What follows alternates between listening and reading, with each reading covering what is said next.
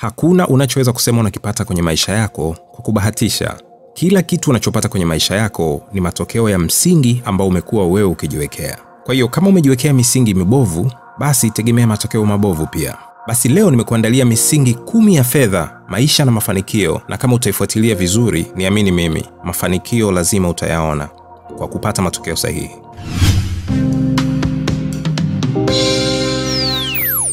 Karibu sana kwenye Success Path. Mimi naitwa Ezden Jumanne. Ikiwa wewe ni mara yako ya kwanza hapa, basi subscribe kwenye channel hii, lakini pia unaweza kucomment, ukalike na kushare content kwa watu wengine ambao unajua utawasaidia, kwa sababu elimu hii sisi tunaitoa bure tu hapa. Kwa hiyo karibu sana.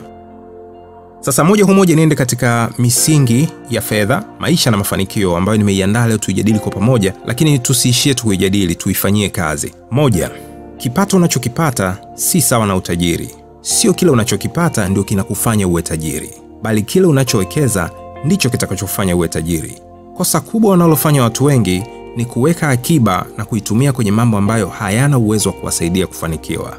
Nafikiri unawahi kumbuka hata kuna baadhi ya content niliwahi kusema kwamba tofauti kubwa kati ya tajiri na maskini, matajiri wanachokipata wana invest, maskini wanachokipata wana save, wanaweka akiba. Sio tatizo kuweka akiba, mwisho hiyo akiba inaenda wapi? Mwisho wa akiba badala kwenda kwenye investment, kufanya labda biashara fulani au kuingiza kwenye mradi fulani, pesa ile unakuta inaenda kununua gari labda kutembelea au kufanya tu vitu vingine, starehe na nini. Kwa hiyo nini point ya kusave pesa hiyo?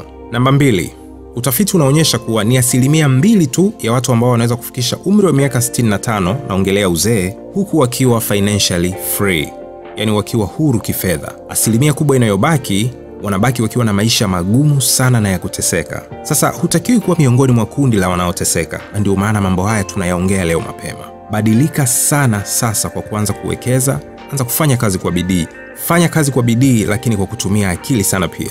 Work hard, yes, but work smart too. 3, utajiri haujengwi kwa siku moja. Utajiri unajengwa kwa idadi ya miaka. Unatakiwa kuwa mtulivu sana, hasa pale unapoamua kujenga utajiri wako. Hutakiwi kuwa na papara.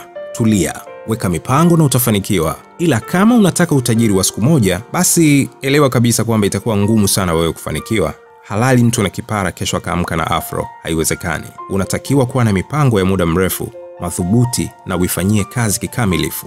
4, uchaguzi unao wewe kwenye maisha. Kupanda na kusubiri mavuno, au kuwa ombaomba kipindi cha mavuno kikifika ambapo wenzio watakuwa wameshavuna tayari. Wale walioweza kuvumilia hali na kuamua kupanda kipindi kile ulichokuwa wewe unacheza wakati wenzio wakipanda. Kwa uchaguzi ni wako. Uje kuwa mmoja ya wanaovuna wakati wa mavuno, au uwe ombaomba wakati wa mavuno ya wenzio. Maana yake nyingine, uwe mtu wa kusherehekea au kutazama mafanikio ya wenzio. Pia hii inaweza ikakuhusu sana wewe ambaye unakaa kwenye TV na kuangalia TV muda mrefu sana. Wakaa watazama television muda mrefu, tafsiri yake hapo kwangu mimi ni kwamba umeamua kukaa kupoteza muda wako. Muda ni sawasawa na maisha, kwa hiyo umekaa kupoteza maisha yako ukitazama watu wengine wanaishi ndoto zao. Keeping up with the Kardashians. Keep on. 5, unachotakiwa kujiuliza, je, ukipewa nafasi ya kuishi miaka 90, utakuwa na pesa za kukuwezesha kuishi kwa miaka hiyo yote, au utakuwa ukitegemea msaada kwa watoto wako na watu wengine? Tafakari sana kuhusu hili, na kama utaona hutajiweza, basi weka utani pembeni na ongeza juhudi katika kazi. Jiwekee malengo na mchakato maalum.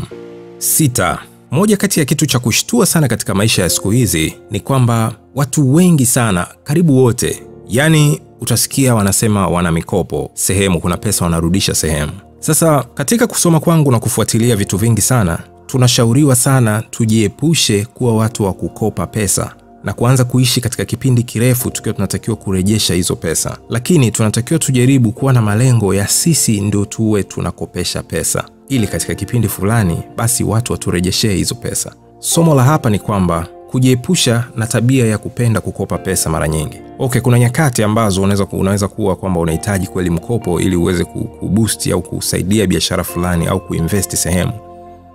Lakini mimi nimeshaona mtu anakopa pesa ili anunue gari la kutembelea. Kwa hivyo ndio vitu vya kuangalia na kuepuka kabisa.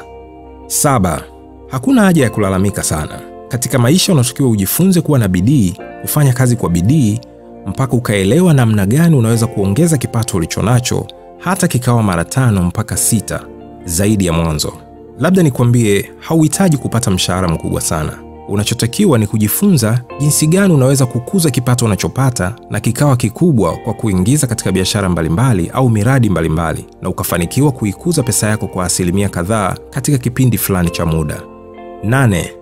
Ikiwa leo maisha yako ya uzeeni yataishia kwenye umaskini, sio swala la kumlaumu Mungu. Unatakiwa kujilaumu wewe mwenyewe kwa kushindwa kwako kufanya uchaguzi sahihi wa kupanda katika kipindi cha kupanda, ili uje kuwa mvunaji katika kipindi cha kuvuna.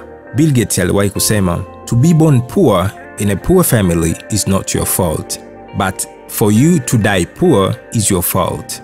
Akimaanisha kuzaliwa maskini katika familia maskini sio kosa lako, lakini kama wewe utakufa maskini, basi hilo ni kosa lako, kwa sababu katika kipindi cha maisha yako mambo mengi sana ungeweza kubadilisha na kuyapanga sawa sawa. Tofauti ya muda iliyopo kati yako na watu wenye mafanikio makubwa ni masaa 24 yale yale. Tofauti ipo kwenye kila mmoja anatumiaje muda huo.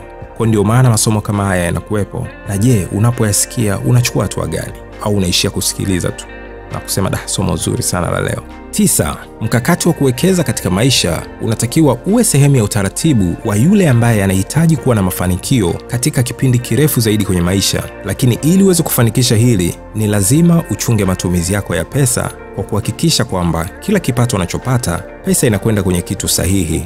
Kwani kwa kufanya hivyo, utaiona pesa yako kwamba inatosha, inakidhi, na unaweza pia ukawekeza au ukaweka akiba kidogo kwa ajili ya kuwekeza kwenye biashara au mradi fulani. Kwa hiyo unapojiwekea kwamba asilimia fulani kila mwezi nitaitunza kwa ajili ya mradi au biashara fulani, basi hakikisha kila mwezi unaweka kiasi hicho bila kujali kitu gani kimetokea katika mwezi huo. Ukiwa na mentality ya aina hii, utafika mbali sana. 10. Ukitaka kujenga utajiri wako na ufike mbali kimafanikio, amua kujenga utajiri wako kama kobe.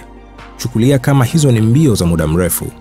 Kwa hiyo usikurupuke kujenga utajiri wako, kwani utakwama sehemu. Daima jenga misingi kwanza kabla hujaanza kufikiria juu patakuwaje. Mfano wa nyumba, lazima ianze na msingi tena uliothabiti, then nyumba inaweza ikadumu miaka mingi. Usiwe na tabia ya kujenga nyumba kwenye lami, kwamba unaanza kuinua jengo sehemu tu. Naam, ni matumaini yangu kwamba kila mtu atakuwa amejifunza kitu fulani katika mambo haya 10 ambayo nimeshare. Sasa elimu ndio iko hivi, waisikia sehemu au wapata kuisoma sehemu. Lakini mabadiliko yatakayotokea kwako ni mpaka pale utakapoamua kuiweka elimu hiyo katika vitendo. Kwamba kile ulichojifunza sasa ukiingiza katika practice na ujaribu au uanze kukitumia kufanya kazi fulani, ndipo unaweza kuona matokeo au mabadiliko katika maisha yako. Najifunza vitu vingi sana kila siku. Kwa hiyo kufundisha kwangu pia ni moja ya njia ya mimi kujifunza zaidi, kwa sababu unapofundisha kile kitu kinakaa zaidi. Kwa hiyo pia faraja yangu ni kuona kwamba watu kweli wanayatumia haya, ili niweze kusikia kesi za kishuhuda baadaye. Watu wanakuja kuniambia kwamba bro, kutokana na somo fulani kweli nimeweza kubadilisha, ikatokea hiki na hiki. Basi nakushukuru sana. Hakikisha una subscribe kama ni mgeni, share kwa mtu mwingine ujumbe huu, share link ili aweze kujifunza zaidi, comment, like, na kwa kile ulichokielewa basi kamfundishe mtu mwingine. Kwa pamoja, let's go. Each one teach one.